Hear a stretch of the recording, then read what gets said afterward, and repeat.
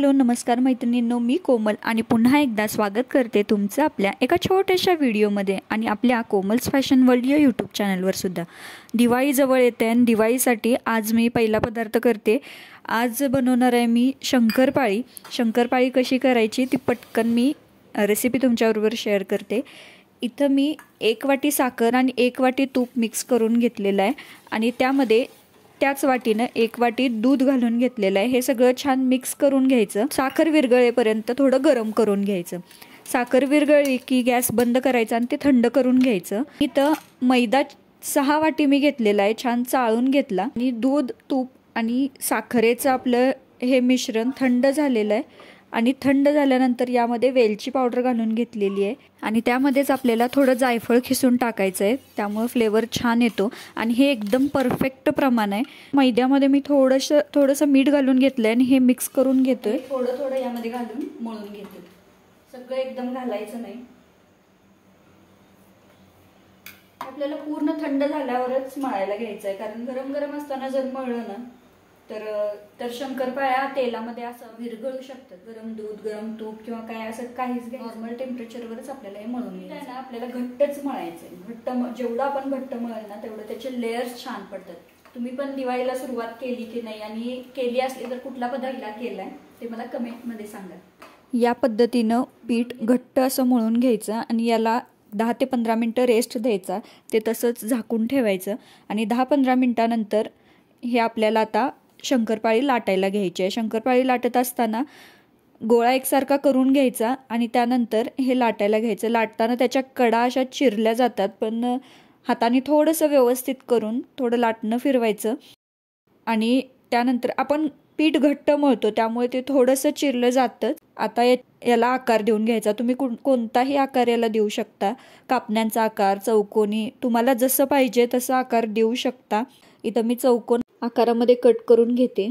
इथं शंकरपाळीसाठी मी जे प्रमाण सांगितले ते एकदम परफेक्ट प्रमाण आहे आणि हे आपल्याला अख्ख्या जाडीचं आपल्याला हे ठेवायचं आहे, जास्त पातळ करायचं नाही. चाकूच्या साहाय्याने हे सगळं अशा कडा याच्या सोडवून घ्यायच्या, जेणेकरून ते चिकटणार नाही. हाताने आपण काढायला गेलो तर उशीर लागतो, त्यामुळे ते चाकूनेच व्यवस्थित असं सोडवून घ्यायचं. त्यानंतर आता तळायला घेतलंय. तळताना तेल जे जास्त एकदम कडकडीत तेल तापलेलं पण नको आणि कमी तेल पण नको, मीडियम तेल तापलेलं पाहिजे आणि त्यामध्ये आपल्याला या ज्या शंकरपाळ्या आहेत ह्या सगळ्या तळून घ्यायच्या आहेत. लो टू मीडियम फ्लेमवर आपल्याला हे तळून घ्यायचे आहेत. या पद्धतीनं असं एकसारखं गोल गोल फिरवत गोल्डन रंगावर आपल्याला या शंकरपाळ्या तळून घ्यायच्या आहेत एकसारख्या. इतक्या मीडियम गॅसवर तळायला लागतात आणि तसं तळते मस्त खुसखुशीत आपल्या शंकरपाळ्या तयार होतात. गॅस मोठा केला की वरून करपतं आणि आतनं कच्चं राहतं, त्यामुळं मीडियम गॅसवर, लो टू मीडियम गॅसवर आपल्याला हे छान तळून घ्यायचं. मस्त झालेलं आहे. काढून घ्यायचं. आज कढई मी वेगळी वापरल्या त्यामुळं थोडंसं मला प्रॉब्लेम व्हायला लागलाय. आता खालची कढई असली की काही प्रॉब्लेम येत नाही. ह्या कढईत मी शक्यतो नाही तळत, लोखंडी कढईत तळते, पण आज म्हणलं ह्यात तळूया.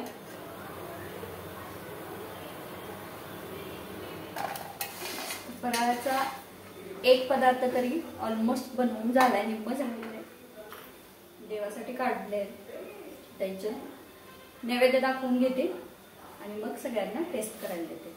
सगळ्या शंकरपाळ्या करून घेतल्या. मस्त अशा खमंग खुसखुशीत शंकरपाळ्या झालेल्या आहेत. तुम्हाला जर या प्रमाणाने करायचं असेल तर तुम्ही नक्कीच करू शकता. शंकरपाळ्या करून झाल्यानंतर आम्ही आलो पावभाजी खाण्यासाठी. मस्त पावभाजी खाल्ली आणि त्यानंतर मस्त अशी थंडगार बटरस्कॉच रबडी घेतली आणि आमच्या इकडे एक एक्झिबिशन लागलं होतं. त्या एक्झिबिशनला गेलो, असंच बघण्यासाठी म्हणून गेलो होतो. खूप छान एक्झिबिशन होतं. त्यामध्ये वेगवेगळ्या वस्तू तिथं बघायला मिळाल्या आणि असं कुठं गेलं तर थोडीफार का होईना खरेदीही होतेच. आपल्याला घ्यायचं नसलं तरी एखाद दुसरी वस्तू काय होईना आपण घेऊन येतोच. तर आम्ही थोडीशी खरेदी केली. चा व्हिडिओ मी इथंच संपवते.